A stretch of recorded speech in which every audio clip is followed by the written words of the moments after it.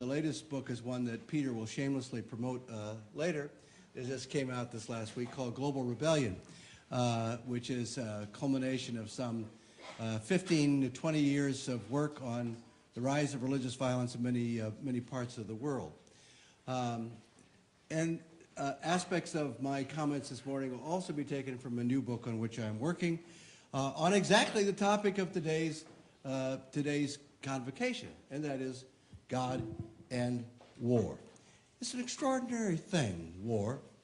You know, it just kind of boils out of nowhere sometimes and seizes the imagination in ways that are dramatic and often cruel. And of course, the question is not only why there's war in the world, but why also there's war in the imagination, especially the religious imagination. Because every tradition is full of it. Every literary tradition is rife with images of warfare. It seems that as humans we can't get enough of war. I experienced this in a dramatic way a little over a year ago when I was in Beirut in July of 2006 and enjoyed the vibrancy of life in Beirut. I was in the Middle East and had gone from Amman to Ramallah to Damascus, and I was sick of being in conflict areas, so I thought I'd go to Beirut. And I had a lovely time. I was interested in talking with people who were a part of religious movements, so I was trying to interview Nasrallah in the Daya neighborhood of South Beirut near the airport where the Hezbollah movement is headquartered. Everything was set up with some Lebanese journalists, and I was so pleased. And then I was told at the last minute that Nasrallah couldn't see me. Couldn't see me? What could be more important than a professor from UC Santa Barbara? Could it be, say, war? 2 days after I left, the bombing came, and the very airport that I took off from was impassable. And of course, we all knew what happened. And this is the neighborhood I was in. You can see it full of life, banners. This was on Sunday. The week later, imagine my startled surprise when I saw this picture on the front page of the New York Times of that very same street in that very same neighborhood. War. What an extraordinary and dramatic thing, how quickly it transforms our lives, how amazingly it possesses our human imaginations. Now, all of us experienced this in 9/11, and we saw these awful sights. One of the first comments, I think, that came in the minds of many people was, what's going on? What's happening? Is this simply an aberration, an anomaly? Is this something deeper? Is it something more hideous? Is this war? And of course, we came to think of it in just that way. But we didn't come to that conclusion immediately. Now, the interesting thing is, yes, there's our fearless leader reading about a pet goat. The possibility of a global war didn't deter him from continuing his reading. But the interesting thing is, at the time, according to a researched book on Bush at war, as well as other information I was able to scour up, few people from within Bush's inner cabinet used the term war. That is, the very hours after 2011. In fact, I did a search of some of the newspapers at the time and discovered that war was not on the headlines of any of the newspapers immediately after 9/11. The New York Times says U.S. attacked. You see the hideous scenes. Washington Post talk about terror just hijacked, a destroy World Trade Center, hit Pentagon, hundreds dead. A gripping, terrible headline to be sure, but no word of war. It was this kind of awful confusion about what had happened. Terror, said the New Detroit News, extra from the Chronicles, that the U.S. was under attack. Honolulu Advertiser compared it with Pearl Harbor. Perhaps my favorite headline is the one from the San Francisco Examiner that just showed the scenes of the tragedy and said, "The bastards."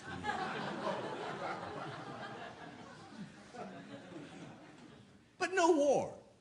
So where did war come from? Well, I was interested to see that the term war didn't appear in the headlines of the newspapers until the second day, until September 12th. So in many ways, September 12th was as significant as September 11th. Why? Because our consciousness suddenly was changed. We began to think of this awful act in terms of war. But wait a second, it says acts of war in quotation marks. Who said acts of war? How did we begin to think in terms of war? Any answer to that question? Ah, yes. It was the president's speech on September 12th. On September 11th, he had talked about terrorist acts and the horrible things that had happened.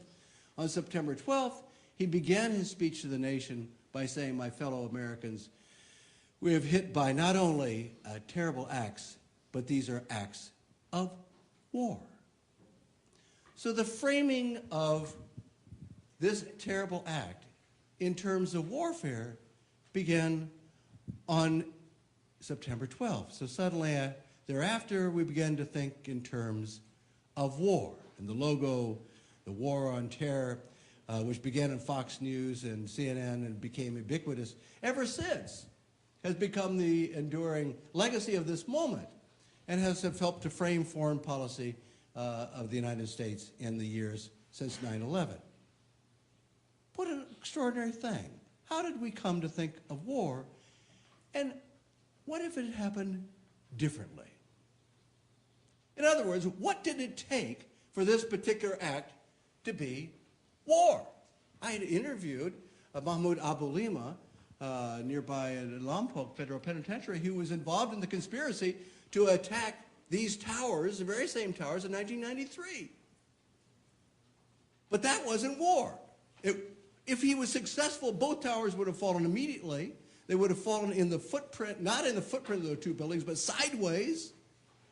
So instead of the hour or so that it took to fall and the falling imploding, instead of several thousand were killed, which is a tragedy, of course, I calculated 25,000 people work in either building. Another 25,000 visitors. That's 100,000 in the building themselves. They've fallen sideways, another 100,000. 200,000 people would have been killed.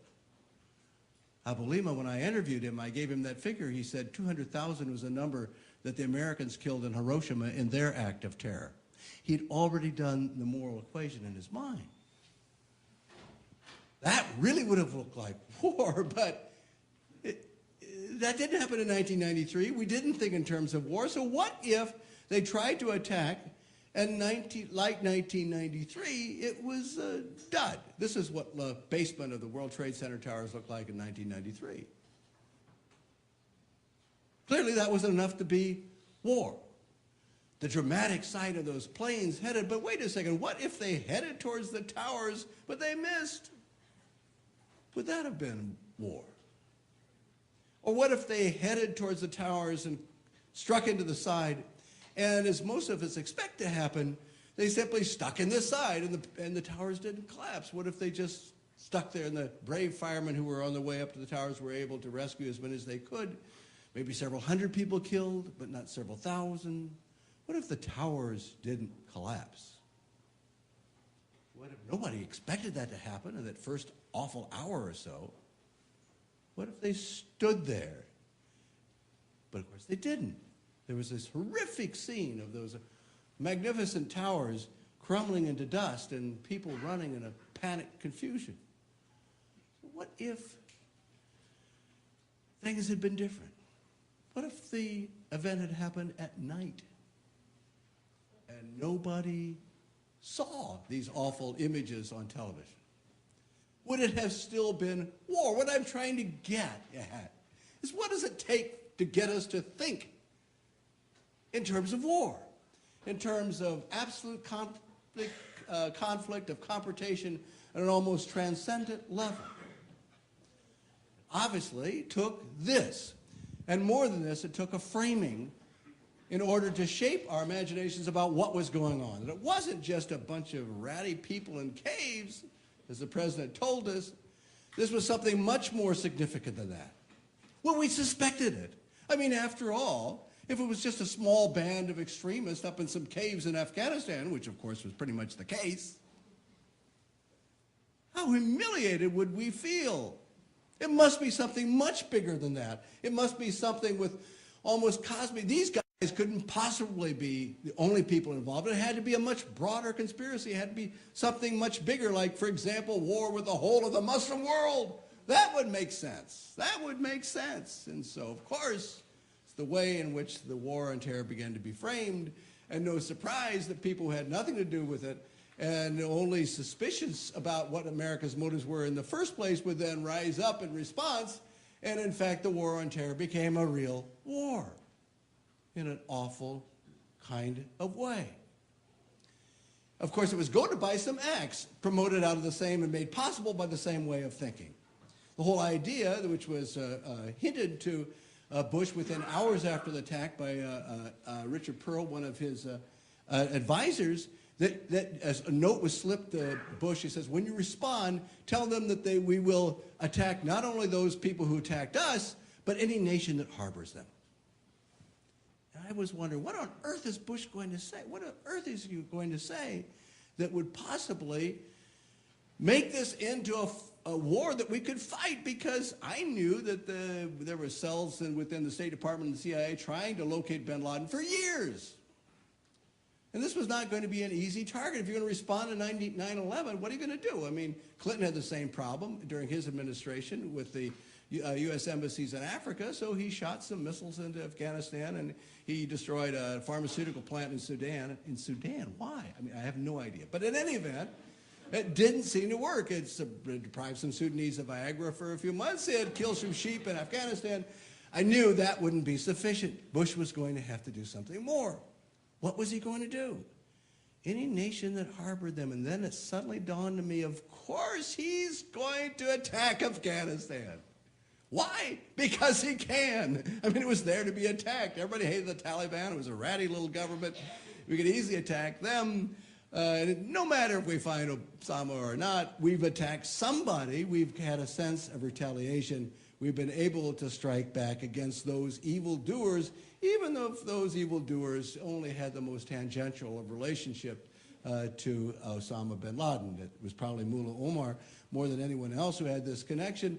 Most of the rest of the Taliban were very wary of the al-Qaeda people in their midst. They don't like foreigners in general, tell Saudis even more so. So we attacked something. Even more so, of course, when we attacked Iraq. Now, what does Iraq have to do with al-Qaeda? Of course, nothing, as we know now. Nothing.